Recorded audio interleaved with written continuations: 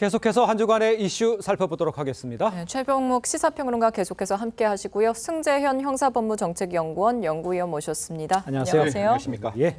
자, 앞서 전해드린 것처럼 이 김근식 17일 출소 후에 경기도 의정부의 한 갱생시설에서 생활합니다. 네. 그런데 지금 의정부시 측 반발이 아주 상당히 큽니다.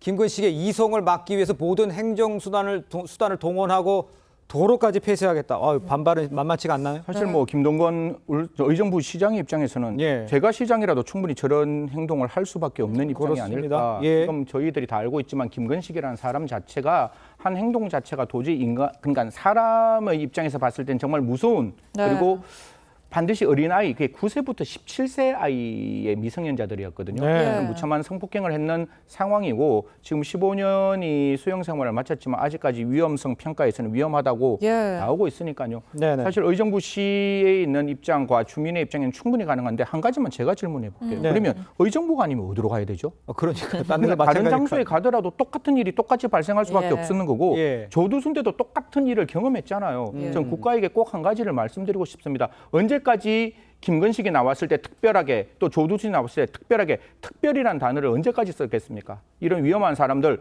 우리 세상에 나와서 우리가 이렇게 걱정하고 있다는 것 예. 국가가 안다면 이 사람들 조금 더 치료하고 안전한 그러니까 재범 위험성이 낮추어졌을 때 세상 밖으로 나올 수 있는 예. 제도를 만드는 게 필요하지 않을까 저는 그렇게 생각합니다. 지금 또 걱정이 큰 게 의정부시 측은 김근식이 생활하게 되는 시설 주변에 이 초등학교와 중학교가 있다면서 불안을 호소하고 반발하고 있는 상황입니다. 지금 근데 말씀하신 것처럼 네. 어디 다른 데 또 갈 데는 없어요. 다른 데 가면 또 또 똑같은 반발이 그러니까요. 있겠죠. 그러니까 이제 저 반발은 충분히 이해가 되는 대목입니다. 네. 부모 입장이나 누가 김근식과 이웃에서 살고 싶어 하겠습니까? 그러니까요. 그러나 적어도 김근식은 자기 형기를 다 마치고 나온 사람이에요. 야. 그렇죠? 예. 그러니까 그런 부분은 또 우리가 무시할 수는 없단 말이죠. 네. 네네. 현행법 내에서 최대 한도로 김근식에 대한 통제 장치를 마련하면 된다. 저는 이렇게 생각하고요. 예. 그래서 이제 아마 의정부 시민들이나 의정부 시장 뭐 이런 분들이 굉장히 걱정이 많을 텐데 네네. 지금 법무부에서 마련한 대로 24시간 밀착 감시하고 네. 그다음에 밤 10시 이후에 다음 날 오전 9시까지 이제 외출을 못 하게 하고 네네. 그거는 뭐 충분히 통제할 수 있는 거 아닙니까? 그럼 외출을 하더라도 또 특정 지역에 또 못 가게 하고 예. 그다음에 전담팀을 구성해서 24시간 밀착 감시한다. 만약에 이런 상황이 제대로 지켜진다면 야. 저는 뭐 그렇게 두려워할 수 있는 상황은 아니다 이렇게 보고요. 예. 오히려 그거보다는 이제 현재 6개월 저 시설에 거주하게 되는데 그 후에? 연장을 해서 그 이후에 연장을 해서 만약에 나왔을 때 또 어디를 가느냐는 문제가 또 있어요. 그렇겠네요. 그때는 이제 자기 살 곳을 정해야 되지 않겠습니까? 그렇습니다. 그럴 경우까지도 만약에 치료가 완벽하게 되지 않는다면 예. 그때는 또 어떻게 할 것인가 이런 거를 잘 계획을 세워야 된다. 예. 일단 저 시설 내에서 사는 동안에는 네. 만약에 24시간 밀착 감시가 지금 한다고 하니까 네네. 그렇게 된다면 뭐 그렇게 우리가 우려하고 있는 사태는 발생하지 않는 것 아니냐 이렇게 생각을 합니다. 좀 뭐 안심되는 좀 이야기도 해주신 것 같은데 이제 주민들의 생각이라든가 일반 시청자들의 생각은 야 일각에서는 성충동 약물 치료 이 방법도 있는 거 아니냐 이거 하면 안 되냐 이렇게까지 좀 강경하게 얘기하시는 분도 있는데 그건 좀 어려운 겁니까? 뭐 제가 그냥 경험적으로 연구의 결과와 지금까지 나와 있는 여러 가지의 어떤 재범 방지의 대책 중에서 가장 효과적인 게 성충동 약물 치료는 맞아요. 아. 그건 확실해요. 예. 그런데 성충동 약물 치료는 지금 같은 경우에 김근식 같은 경우는 동의를 해줘야 됩니다. 자기 예. 스스로 내가 성충동 약물 치료를 받겠다는 동의가 없는 이상 성충동 약물 치료는 할 수 없는 부분이고 저희들이 언제나 시청자 여러분께 제가 여쭈어보고 싶은 거는 이러한 조치들이 재범을 방지하는 데 효과적인 거는 분명합니다. 예. 하지만 다시 한번 제가 질문을 바꾸어서 과연 이러한 조치들이 재범을 방지하는 데 충분하다고 생각하는지에 대해서는 예. 국민 여러분들께서 한번 판단을 해 주십시오. 분명히 9시, 그냥 오전 9시부터 저녁 10시까지 외출이 가능한데 아까 말씀드린 바와 같이 예. 서울시, 그러니까 전국의 어떤 그 장소에 보섭학원, 유치원, 그다음에 각종의 학원들을 생각하면 우리 주변에 미성년자 아이들이 없는 곳은 없는 거거든요. 아, 그런 곳에서 정말 김건식이가 지나가는 아이한테 야 아저씨가 우리 횡단보도 건너니까 손잡고 같이 건너갈래?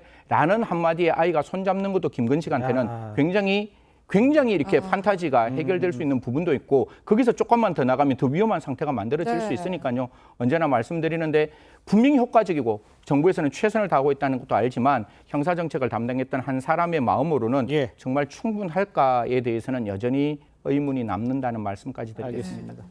자, 다음 사건도 좀 살펴보겠습니다. 신혜성 씨요. 음주운전 사건 거짓 해명 논란으로 좀 커지고 있습니다. 신혜성 씨 측이 사건 직후에 술에 취한 상태에서 식당 직원이 건넨 차키를 받아서 운전했다. 그런데 그렇지 않았다. 이게 거짓말이었다. 뭐 이런 얘기입니까? 어떻게 된 상황입니까? 그렇죠. 아니 서울 강남에서 술을 마시고 나서 이제 당초에는 음주 측정을 거부하고 이제 붙잡혔잖아요. 네네네. 그러니까 그게 아니고 사실은 그 키를 주는 걸 받아서 자기 차를 운전하고 가다가 이렇게 된 거다라고 얘기를 했는데 그게 이제 허위 사실이다. 그래서 경찰 조사나 CCTV 같은 걸 확인해 보니 예. 사실은 거기에서 남이 차에 탄 거죠. 네. 근데 대리기사가 있었어요 그때는.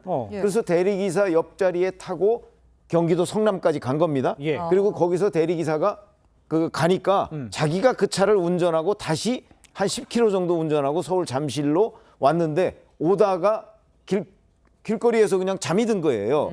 그때 이제 잡혀가지고 음주 측정을 하려고 하니까 거부했다는 거거든요. 예. 그러니까 최초의 설명은 자, 그 식당에서 키를 줘서 자기가 운전했다. 이거는 이제 거짓임이 판명이 된 거죠. 그럼. 이래서 이제 그 여러 가지 전체를 이제 믿을 수 없다. 이런 상황이고요. 지금 이제 분당에 있는 그 편의점에서 비틀거리면서 편의점 내부에서 담배를 피고 뭐 이런 장면까지 CCTV에 찍혀 있습니다. 예, 지금 말씀하신 그 CCTV, 이 경찰이 CCTV를 분석해 보니까 이 영상에서 편의점에서 술에 취해 좀 비틀거리는 모습인데요. 말씀하신 것처럼 실내에서 또 흡연까지 했습니다. 네. 저 모습인데 네. 저 상태에서 사실 운전했으면 좀 상황이 좀 심각한 것 같아요. 매우 심각한 그러니까요. 상황이라고 예. 봐야죠. 사실 뭐 우리 앵커분과 우리 저 위원님 편의점에 들어갔을 때 담배 피운다는 거 상상도 못하는 그렇죠. 일이잖아요. 그렇습니다. 그리고 마스크를 하지 않고 들어간다는 것도 상상할 수 없는 일인데 예. 지금 저 안에서 저런 모습이 보이다 보니까 국민들은 아연실색할 수밖에 없는 것이고 네. 제가 여기서 다시 한번 좀 지적하고 싶은 게 예. 음주 측정 거부를 하면 이게 법정형이 1년에서 5년입니다. 그런데 지금 상황이 제가 어느 정도인지는 모르겠지만 0.2의 음주 수치 이상이 되면 2년에서 5년까지 징역인 거예요. 그러면 법정형으로만 따지면 음주 측정 거부가 분명히 하한이 1년이나 남는 것도 확실한 거예요. 예. 또 뿐만 아니라 음주 측정을 거부하면 제가 음주 측정 수치가 안 나왔기 때문에 면허 정지를 할 수도 없고 면허 취소를 할 수밖에 없는 거예요. 예. 그래서 1년에 한 4,407건 정도의 음주 측정 거부가 나오고 있는데 분명히 저는 법정형은 네. 국민들에게 알리는 시그널이라고 생각합니다. 음주는 절대로 온정주의적 시각에서 바라보면 절대로 안 되는 거거든요. 예. 그러면 측정 거부가 절대로 될 수 없도록 지금 예. 측정 거부의 형을 분명히 더 높여야 한다라는 점은 반드시 말씀드리고 짚고 넘어가도록 하겠습니다. 알겠습니다. 네. 자, 다음 소식도 살펴보도록 하겠습니다. 방탄소년단 BTS 오늘 오후 6시에요.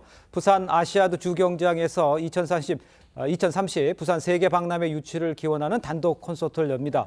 일단 지금 부산 곳곳이 보랏빛으로 가득 찼다. 공연 분위기는 무르익은 모양이에요. 그렇죠. 오늘 오후 6시부터 시작을 합니다. 네. 자, 그러다 보니까 이게 우리나라의 문제가 아닙니다. 지금 전 세계에서 이 아미, 그러니까 이 BTS 팬들이 지금 예. 몰려들기 시작해서 이미 어제부터 저 공연장 주변은요 숙소 다 꽉 찼고요. 네. 그리고 지금 경찰과 자원봉사자들이 그 교통 정리를 하고 있는데 예.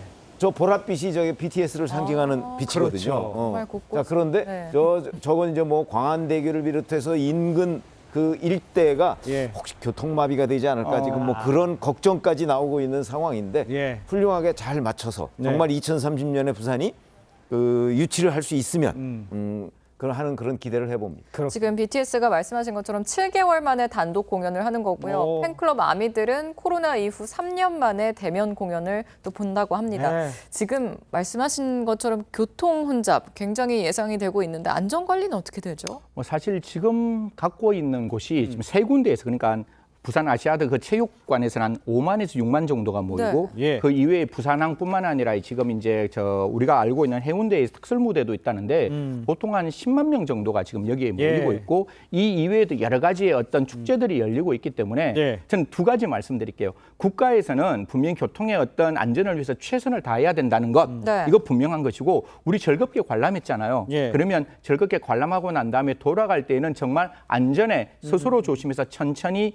여유 여유 있게 돌아가셔야 되고 네. 또 한 가지 우리 이번에 저 불꽃 축제에서도 우리 앵커께서도 말씀 주신 바와 같이 쓰레기가 굉장히 많았잖아요. 그리고 맞아요. 마치고 난 다음에 혹시 야외에서 축제를 보신 분들은 자기 손에 반드시 봉지에 자기가 남겨놓은 쓰레기는 좀 가지고 오는 성숙된 시민의식을 같이 한번 봤으면 좋겠다는 말씀 드리겠습니다. 세계 엑스포 유치에도 큰 도움이 되겠지만 지금 부산에 저렇게 여러 가지 이제 BTS 때문에 관광이다 이런 인프라도 많이 개발되고 또 많이 좋아질 수 있는 상황이 되겠네요. 그럼요. 부산이라는 곳이 어떻게 보면 천혜의 자연 환경을 가지고 있는 곳이잖아요. 예. 저희 서울에서는 제가 제일 좋아하는 한강이 있지만 또 부산에 가면 그 남해안의 바다가 정말 멋지게 펼쳐져 있고 모든 인프라가 갖추어져 있으니까요. 예. 이번 기회를 가지고 부산의 관광이 좀 더 활성화되고 관광으로 행복한 기업 그리고 여행으로 기쁜 대한민국 국민이 되었으면 좋겠다는 말씀드리겠습니다. 알겠습니다. 자, 두 분과는 여기서 인사 나누겠습니다. 고맙습니다. 네, 감사합니다. 감사합니다. 감사합니다.